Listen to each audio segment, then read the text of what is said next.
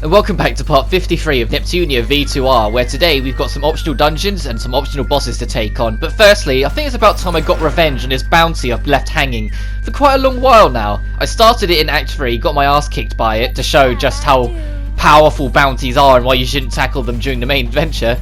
But now it's about time we come back and actually take on the Bloodhound, the only bounty I picked up. Once you beat one bounty, you can absolutely beat the rest. There's no bounty in particular that I think is too much different in difficulty than any other one. And the rewards you get for beating one will help you push you over the edge to defeat the rest anyway. So you're going to see, I don't actually use a next form attack on any of them. I try and keep everyone at their stationary level. And you're going to see I do a healthy amount of damage to the Bloodhound, but when the Bloodhound attacks back, it does a healthy amount of damage back to me. Which is quite the shift from how it was in that first fight that I kind of skipped through back when I first showed it off, where it just completely massacred us. But the music's nice for the bounty themes. I didn't really give it any time of day because I was just kind of skipping through it when we first got here.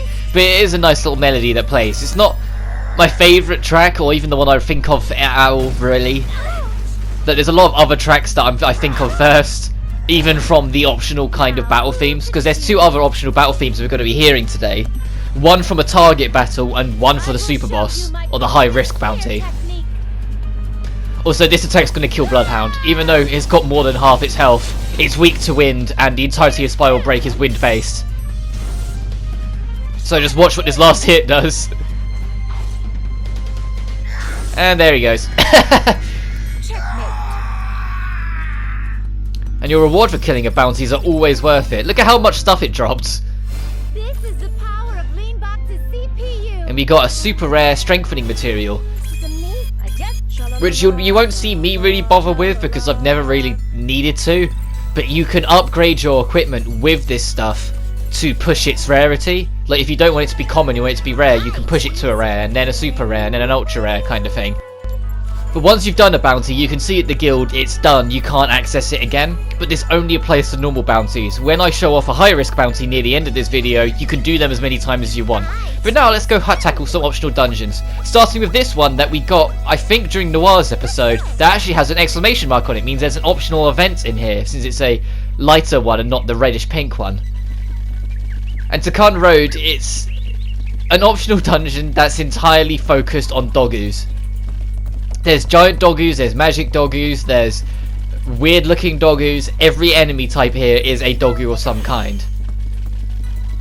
Because there's nothing says having the mascot enemy like giving it its own dungeon. That has an optional event in it, I might add.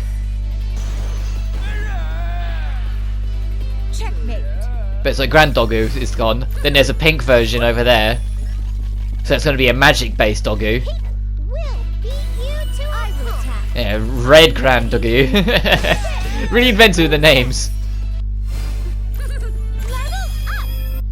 Which is great, or additionally though, as it just came on the screen, when you're grinding for components, a lot of stuff will require different jellies.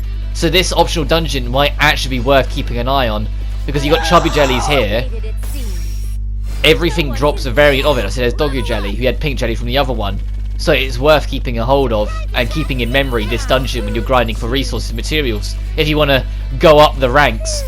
Because this game can technically go on forever because of the rank challenges, which I'll explain more in a few minutes when we get to it. But the rank challenges will permanently get harder and harder, and it actually saves on a leaderboard how high of a ranking you've got that everyone can access. And whoever has the world record, you can actually directly challenge the world record at any given point.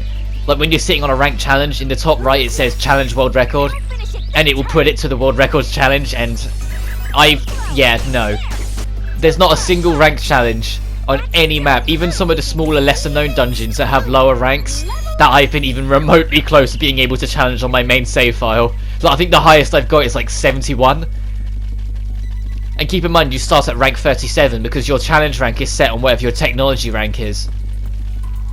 And you can go up to 3 levels at a time. So if you start at 37, you can go up to 40 in one go. You can go up to 43 in one go after that sort of thing. And you need to get each rank challenge above a certain point in a dungeon to access its high risk bounty, but to get access to do it in the first place you need to get their hidden treasure, which is why from almost the word go I was trying to get the hidden treasure unlocked in the first gen CPU sanctuary so then I can access the super boss, because now I've got the hidden treasure there I can go do the target for it. But this is our optional boss that's at the end of this weird dungeon. It has its own little theme as well that I completely forgot about until I was editing this video. But it's this fight's just there for a laugh. You can challenge it a hell of a lot sooner than when we are now, so that's probably why it's so easy now. Because you can get the resources to come over here the moment... Well, you can even do it sooner than that. You can do it at the end of Act 2. I was going to say the moment you start Act 3, but no, you can do it at the end of Act 2 before you go off into the base, if you unlock the path for it. But I was more interested in advancing the story at that point than doing this optional stuff. Because the thing's already dead, unfortunately.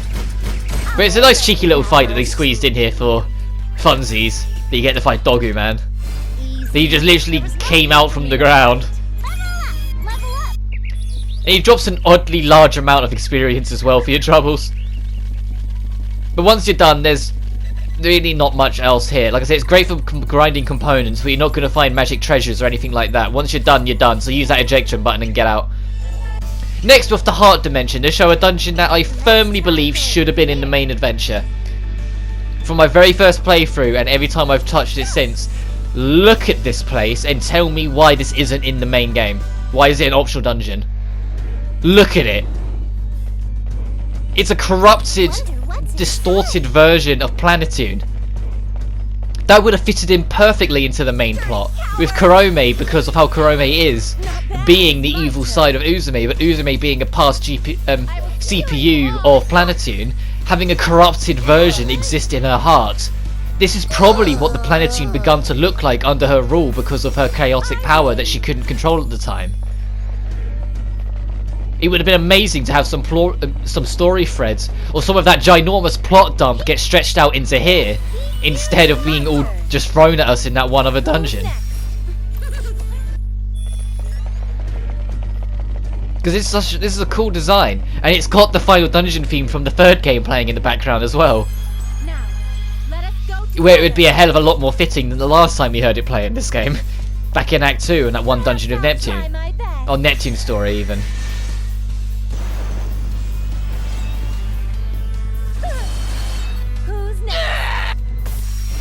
And all the enemies are weird. Like, you got Pervert-kun, you got Keeper Senpai.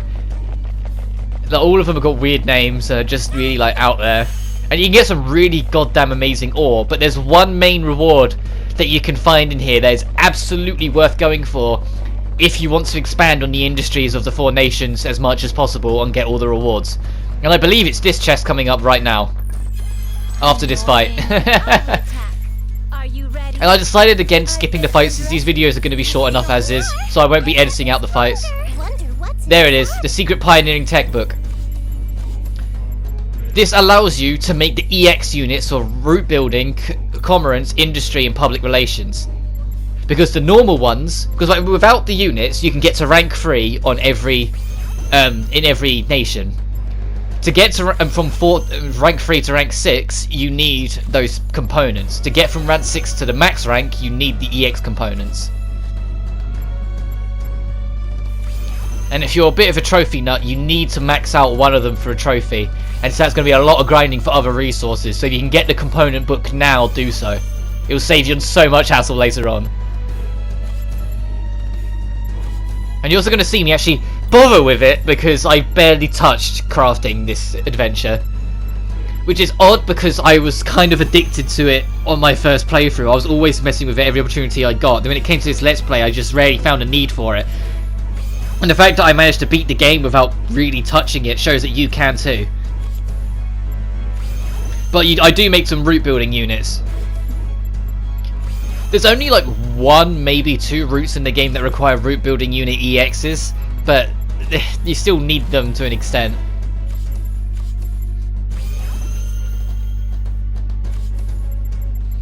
The only things that will be painful to keep on making are the particle creation unit, the electromagnetic unit, and that last unit that's now just gone off screen. So you can see that I'm trying to just build up everything so I can expand on things a bit easier later on. But it also gives you access to them, but you need... The most painful one is getting the special carbon plates. I don't know where you find them. Every walkthrough I've looked at has led me to a dungeon where I haven't got them. So unfortunately you're on your own on that one. You're welcome to look it up and try and find it yourself. But everywhere, every walkthrough or every Reddit that says, oh yeah, I managed to find them there, I've gone there and not found any. Maybe I've just got incredibly unlucky with drops, but I just don't... It doesn't work out for me a lot of the time.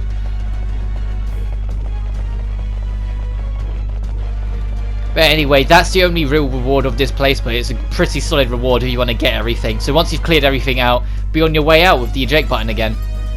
The next thing I thought I'd show are the game discs, is that if you make specific ones with specific setups, you can make a godly game instead, where it will come with a special advantage. The easiest way to work out a godly game is find 3 genre pieces that fit together. Like TPS, Pretty 3D, and Journeys makes Charted, which is a reference to Uncharted. But additionally, if you make something that's a reference to an infamously terrible game, you'll get a sucky game, which will have a alternate extra bonus that are a bit more interesting.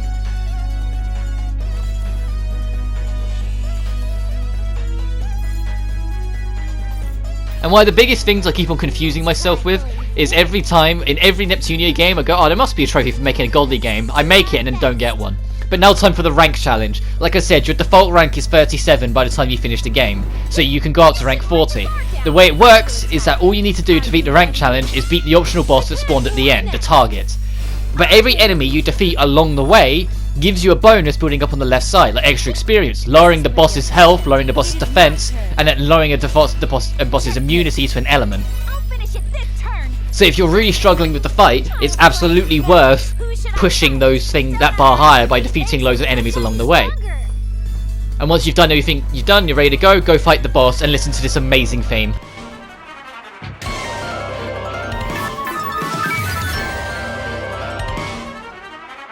Now, who to choose?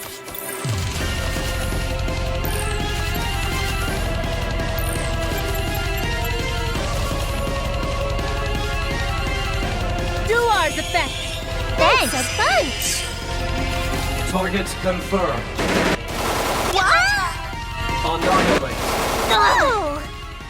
The first thing always worth mentioning with the target fights, it does not matter how good your level is, how good your equipment is, or how good you think you are at the game. Never underestimate the target fights, because they will happily wipe the floor of you for doing so. Case in point, Blanche's health was down to 300 in one attack, because she's not in her CPU form, so hasn't got the extra defense. If you're going to take on a target fight, make sure you bring someone who can transform the turn they get access to. Regardless of whether it's the CPU, the candidates, or gold third, just do not bring a human, because their defense, as much as Big Nep is a powerhouse for a human character, she still will struggle to keep up with this. Nep is about to die. Same with Neptune, look how low her health is. But the theme that plays when you fight the ranked targets is amazing, and I wholeheartedly think it's underrated. Like, there's some tracks that the whole Neptunia community is like, yeah, that's fucking amazing, like Encounter of Destiny and Ninja and things like that, but then there's tracks like this that go completely under the radar, and I'm like, no, this is really solid. But you can see, even in our CPU form, everyone's still getting hit quite hard. Now, what shall I do? And to be honest, the main strategy I ended up doing for almost every single target fight in my main playthrough is damage racing. Because of how hard it's hitting you, trying to worry so much on healing, you're just going to be burning through your items quicker than you can slave off its damage. Especially when it's got things like this. Almost every target has a big super special attack that hits like for 4,000 damage, for Christ's sake! I'll be very surprised if someone doesn't die by the end of this. Now go. But also don't be afraid to whip out your next form attacks to try and get some pain done on this as well, because like I said, none of them should be taken lightly, and if you can destroy them before they have a chance to destroy you, absolutely take it. Because there are no phases or anything like that. They have their strongest attacks and equipment set to them right from the get-go. Look at how little damage that next form attack did. It barely did a life, but it barely did 1 health bar.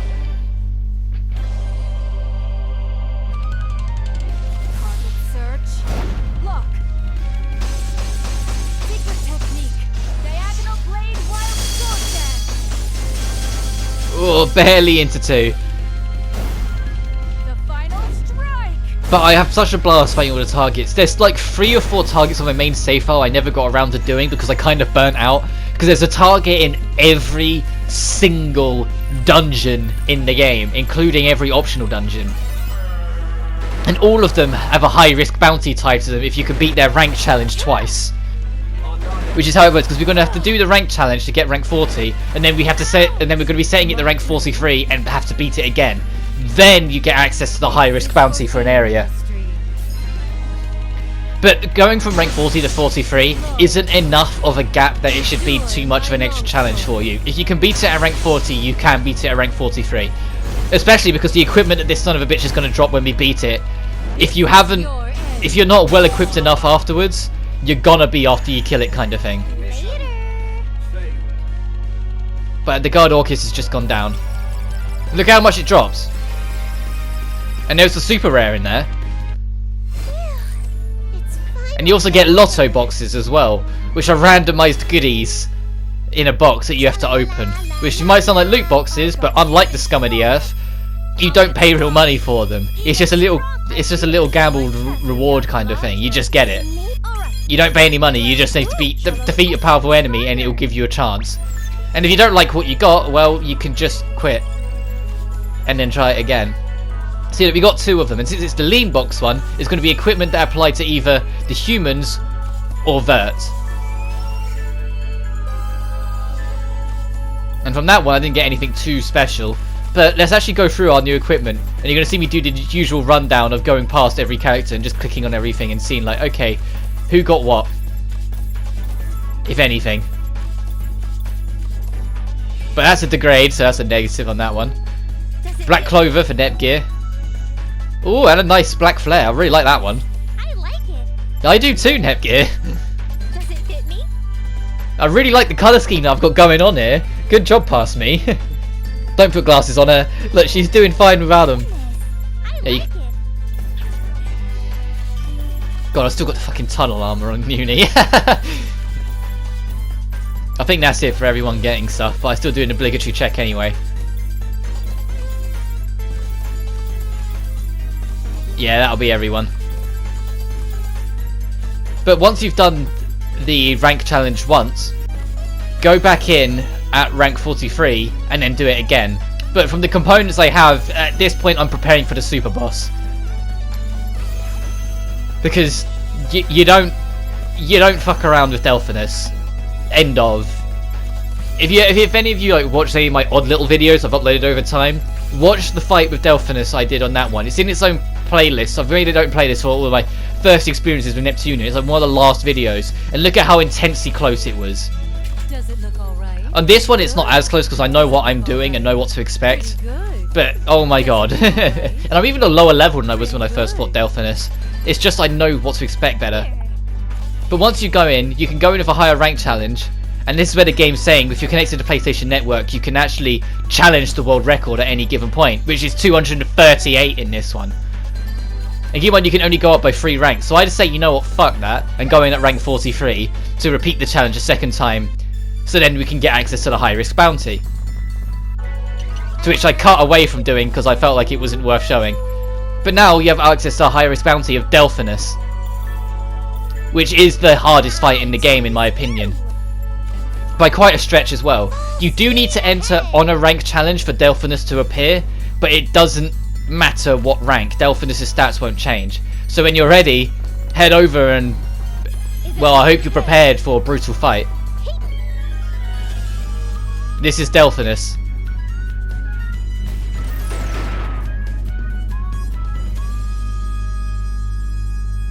It is my turn. Your first port of call, just like the target, should immediately getting everyone HDD because Delphinus' stats are stupid high with her attack stats. So defense stats aren't actually too bad, like you will be hurting her quite significantly per attack, but she will fucking brutalize you. Also, she's voiced by the same actress as R4 for some odd reason.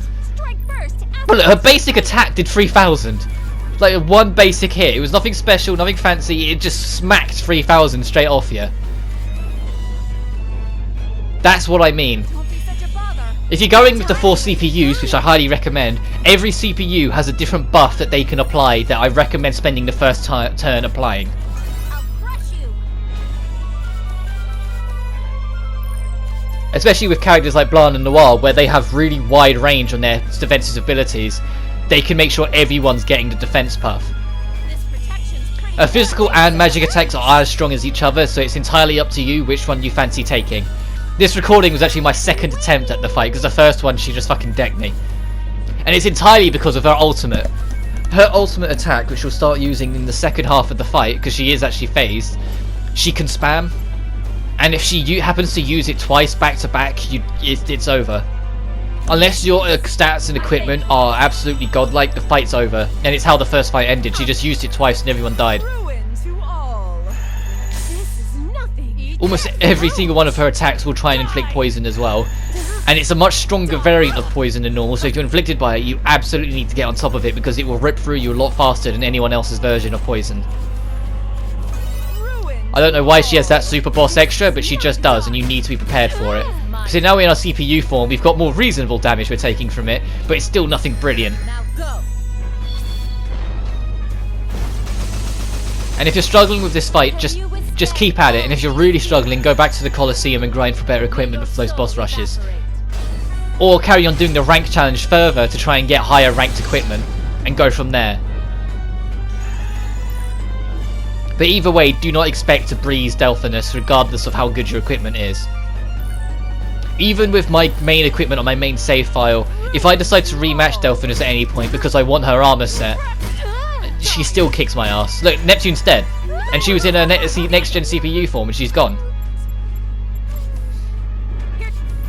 But the equipment Delphinus can drop is her specialized armor set, the Delphinus armor set, which is a set that only CPUs can wear, because it's for the CPU side of it, like the HDD forms even. And it's the best equipment in the game, in terms of its stats and what it buffs everything it does. Yeah, it's ginormous. If you equip it on someone, it like doubles their size, because their equipment is almost as big on them as it is on Delphinus. So you get those giant white wings coming off her, you get the armor plating skirt going almost touching the ground, you get the giant headpiece.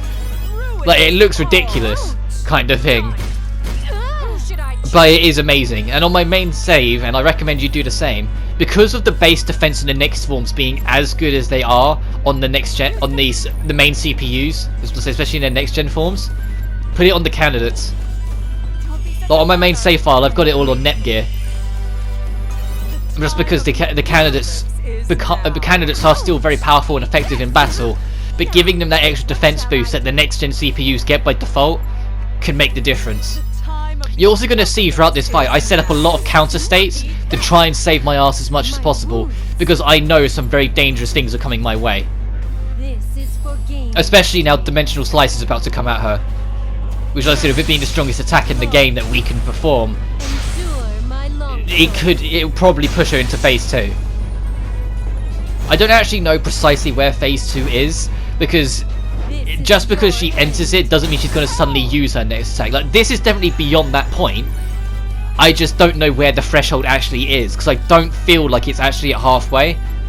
I feel like it's slightly under half, or maybe sort of thing. Like, it just doesn't feel like it's at halfway. Like, she hasn't done it to me when her health's near half. It's always like where it's a bit more under half, like now. I'll be the one to end this. Also, she can't become fearful of anyone, but she can absolutely become enraged.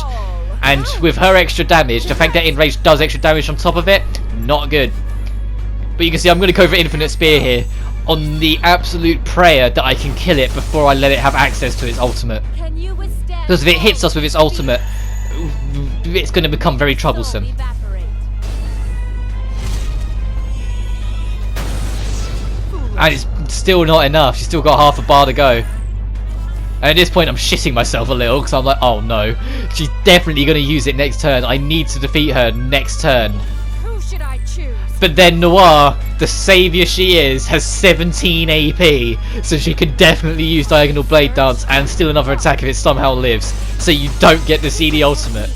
But just be assured, the ultimate can absolutely wipe the floor with you. It will do about 5,000 damage to everyone, and she can spam it. She can use it twice in one turn, in which case no one in your team will survive. Unless you're an insanely high level to get someone's health above 10,000. But just like that, the main super boss of this game, Delphinus, is defeated. And look at how much shit she chops.